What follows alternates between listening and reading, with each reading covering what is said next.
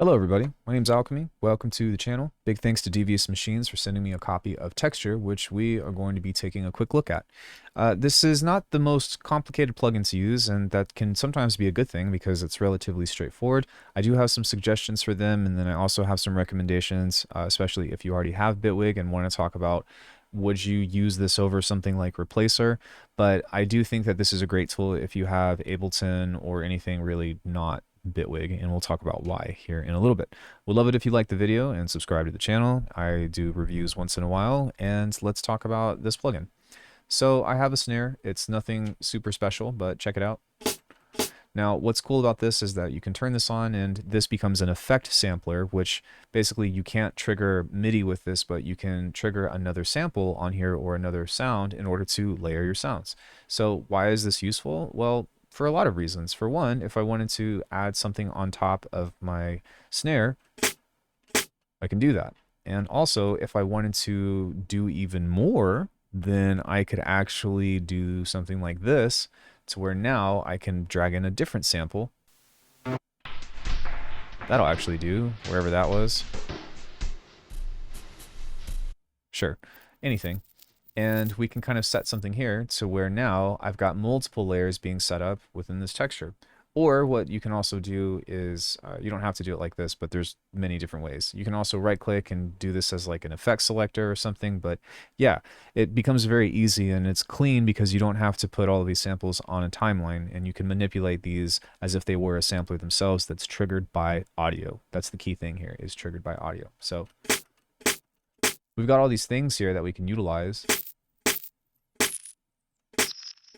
That's not necessarily the best example of this, but just for the sake of talking about that, you can create these really dense amounts of layers on here and be able to control the attack and decay and stuff individually. And that's why this could be super duper useful for a lot of people. So as far as the plugin itself, there are a couple of quirks about this that I do want to talk about quickly, which I'm not really sure why, but if you import or if you're using a default sample, you can see here that I can't change the trigger or loop or random of any of the stuff on here. And in fact, if I go into the factory presets, let's say dirt, you'll see that I still can't make any of the changes. Now, if I drag some Foley in here or any of my own stuff, then we have these different 4 modes, which is trigger, which is just trigger. You can also trigger it by audio. You have loop on here, which I'm not sure if that is, yeah, so this loop seems to just be going on its own. It would be nice if I could manipulate the triggers on there, although there might be a way, I just don't know how. Then we have random, which this will play a different random part of the sample. So it's nice that you can set some parameters like this and then be like, all right, we're going to play something random from either here or there. And then you have granular, which is pretty sick. You can pick where you want this to start, and you can change the jitter, the grain size, the density.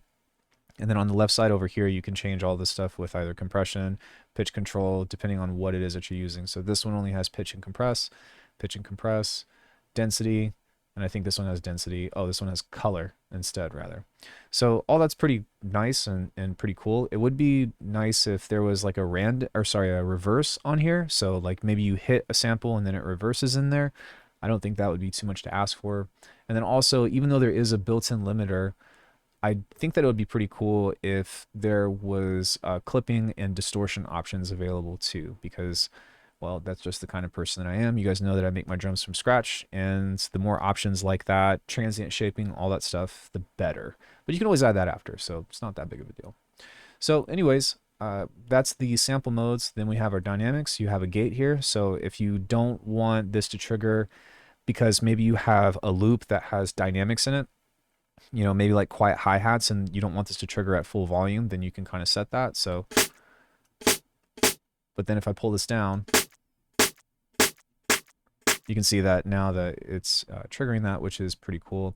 And then here you've got some envelope options to where you can set the attack, hold, and decay / gate, which the gate and limit are just this page on its own.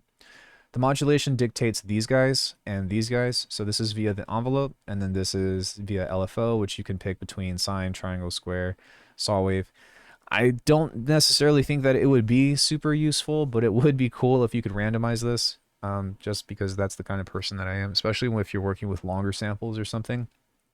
You can always add this as modulators on the outside because most of this stuff is CC control. So as you can see here, I can just kind of give that a nice little whirl and get some stuff there. Now you have two different EQ options, which is great because if I just want to control one or the other, which this is the texture EQ, which basically means that this is going to focus on the sample, then I can also maybe take that out of this and start to carve these different settings with these EQs. There are also, you can also modulate those, which is cool. So if you start thinking about creating tones and textures with things that are not supposed to go on drums, or you start thinking about like putting something on a bass or something, which I'll show you very quickly just as an experiment because I haven't actually cooked this up, that could actually be kind of cool. So yeah, all in all, I think that this is really nice. One thing that I will say if you're a Bitwig user is that you might, get more mileage just being 100% transparent from utilizing the, oh my gosh, what is it called? Replacer. And the thing about Replacer is that it's very similar in the sense that it will take audio and create a MIDI trigger from it. So if I do this, and then in the generator, we pull up a sampler, we can kind of get something relatively similar. So I can drag in the Foley here. I can kind of change the pitch with this and whatnot. But like I said, if you're using like Ableton or you're using, like FL Studio or something, this would make a lot more sense. But even then, this also has a lot of these baked in features that make it a little bit more interesting to work with. And it's less setup. And there's also a bank of stuff that you don't have to like dive in through your sample library for, which is really convenient. I think that that's not talked about enough. And then also the filter and sidechaining and whatnot kind of makes this just overall a more streamlined experience. Whereas with the replacer, you can kind of go a little bit deeper and like get more in depth with stuff if you have the time to set it up. I could see myself using both. Actually, I probably prefer to use this because that way I don't have to set this up. That being said, it is an option. So yeah, you kind of heard what this sounds like over, a very simple snare or whatever.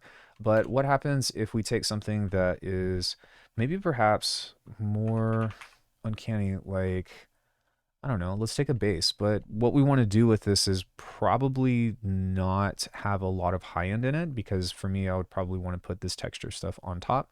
Sure, you could do bass, why not? But, or you could do like, fully frequency bases and whatnot, but I think that would kind of defeat the purpose of what I'm trying to show you. But anyways, if we throw texture in here and then we go okay, and then we start to throw some Foley over this, we might be more inclined to start being able to build some nice quote unquote texture on top. So this makes sense. So now whenever I play like an F or something, let's see if we can get a nice blend in between, and then maybe you supplement it with like OTT or something in order to get a cool high end out of this.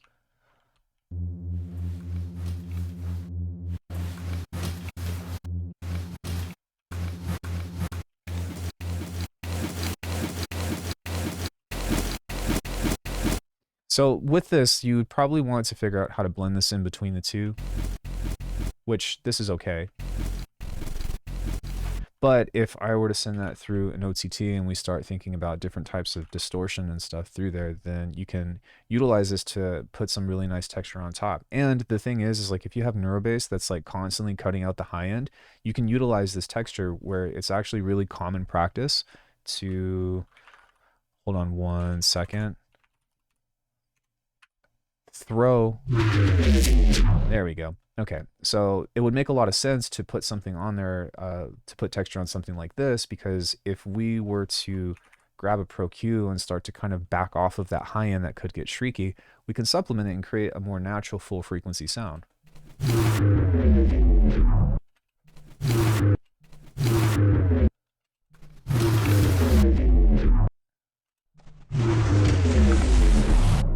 Which that's kind of cool. And this makes sense why I was talking about from before, why it might be nice to have like either, I don't think that these options are on here, but a ping pong or something, or a reverse or something of the sort, or maybe even like some kind of BPM detection or something. So that way I can kind of make these samples match up a little easier with what I'm wanting to do. Now, I'm no stranger to working in audio, so it's not that big of a deal. But, having some kind of stuff like this on top and then sending that into a fuse compressor or to me, this has become my new OTT. It's my favorite one, but we can start to send that and create that nice top end and that nice sizzle while maintaining the integrity of the low end. Obviously that blew it up, but that's okay. It's just kind of as an example. But as you can see, like, yeah, it's pretty nice. And the other thing too is if you wanted to create and shape the texture on top, then you can actually use this as an interesting sound design tool as well by saying, okay, well, let's say I want to automate this and do some kind of sweep with the high end, kind of like so, or with whatever mids are on this. So just as an example, if I use this frequency right here, not this one, let's type in frequency. Not that one, not that one, this one. Then I can kind of sweep this up and down and see what that does. And again, this can be any sound, but it's kind of cool that you have all of this baked into an effect, kind of like what I was talking about. And that's why I said it would be kind of cool to be able to like allocate this as opposed to just these three things to stuff like this as well, because you can start to see like how this can become a really cool sound design playground. That's not to say that it's bad, but I always try to think about how I can break these kinds of sounds and all that. But like, don't just put Foley in here. Put other bass sounds or something, and create other like weird monster effects, and utilize, you know, the power of making weird creature sounds via strange things like this. Which I think that we can change this. Oh, that's great. We can. By creating little monster sounds like this and manipulating the gain of each one of these.